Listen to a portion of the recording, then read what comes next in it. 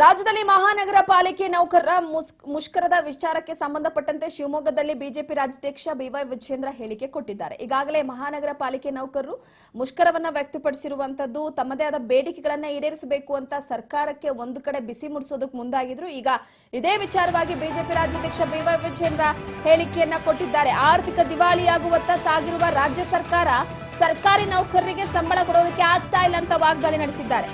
ರಾಜ್ಯ ಸರ್ಕಾರ ನೌಕರರಿಗೆ ಸಂಬಳ ನೀಡುವುದಕ್ಕೆ ಪರದಾಡ್ತಾ ಇದೆ. ಅಭಿವೃದ್ಧಿ ಬಗ್ಗೆ ಯಾರೂ ಮಾತನಾಡ್ತಾ ಇಲ್ಲ. ಆಡಳಿತ ಪಕ್ಷದ ಶಾಸಕರೇ ಸಿಎಂ ಬಗ್ಗೆ ಅವಿಶ್ವಾಸವನ್ನ ಕಳೆದುಕೊಂಡಿದ್ದಾರೆ.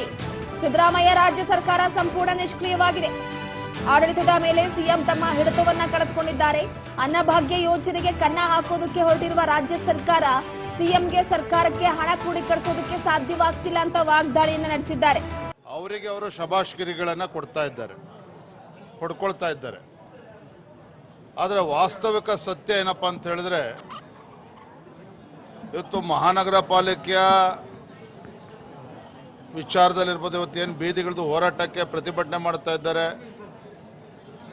ಲಾರಿ ಮಾಲೀಕರ ಸಂಘಟನೆ ಹೇಳಿಕೆ ತಾವು ಗಮನಿಸಿದ್ದೀರಿ. ಕಳೆದ 3-4 ತಿಂಗಳುಗಳಿಂದ ಲಾರಿ ಬಾಡಿಗೆನೂ ಕೂಡ ಕೊಡೋದಕ್ಕೆ ರಾಜ್ಯ ಸರ್ಕಾರದಿಂದ ಸಾಧ್ಯ ಆಗದೇನೆ ಅವರು ಕೂಡ ಬೀದಿಗಳದ್ದು ಹೋರಾಟ ಪ್ರಾರಂಭ ಮಾಡ್ತಾ ಇದ್ದಾರೆ.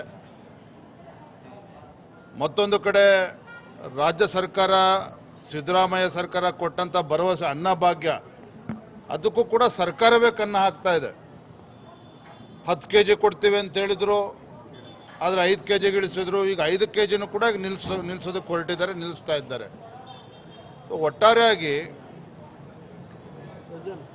ಕರ್ನಾಟಕ ರಾಜ್ಯ ಇವತ್ತು ಆರ್ಥಿಕ ದಿವಾಳಿಯತ್ತ ಇವತ್ತು ಸಾಗ್ತಾ ಇದೆ. ಕರ್ನಾಟಕ ರಾಜ್ಯ ಆರ್ಥಿಕ ದಿವಾಳಿಯತ್ತ ಸಾಗ್ತಾ ಇದೆ. ರಾಜ್ಯ ಸರ್ಕಾರಕ್ಕೆ, ಮುಖ್ಯಮಂತ್ರಿಗಳಿಗೆ, ಸಿದ್ದರಾಮಯ್ಯನವರಿಗೆ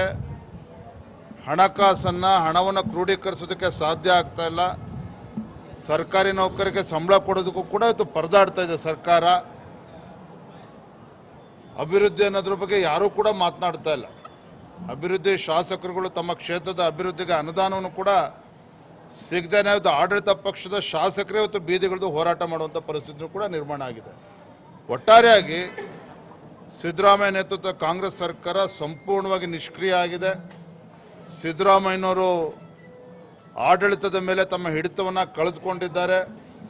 ಆಡಳಿತ ಪಕ್ಷದ ಶಾಸಕರು ಮುಖ್ಯಮಂತ್ರಿಗಳ ಮೇಲೆ ವಿಶ್ವಾಸವನ್ನು ಕೂಡ ಕಳೆದುಕೊಂಡಿದ್ದಾರೆ. ಇದು ವಾಸ್ತವಿಕ ಸತ್ಯ. ಸರ್, ಲಾರಿ ಮುಷ್ಕರದಿಂದ ಮುಂದಿನ 1 ತಿಂಗಳು ಅನ್ನಭಾಗ್ಯ ಅಕ್ಕಿ ಸಿಗದೆ ಡೌಟ್ ಇದೆ. ಎಲ್ಲರೂ ಇದು ಅನ್ನಭಾಗ್ಯ, ಅದಕ್ಕೆ ಬಾಡಿಗೆ ಕೊಡೋದು, ಲಾರಿ ಬಾಡಿಗೆ ಕೊಡೋದಕ್ಕೂ ಕೂಡ ಸರ್ಕಾರದ ಹತ್ರ ದುಡ್ಡಿಲ್ಲ.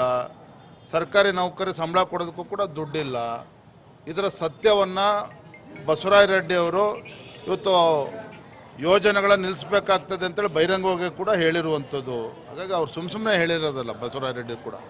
ಸೊ ಆರ್ಥಿಕವಾಗಿ ಸಂಪೂರ್ಣವಾಗಿ ಸಂಕಷ್ಟದಲ್ಲಿ ಕರ್ನಾಟಕ ಸಿಲುಕಾಕೊಂಡಿದೆ. Sir, cricket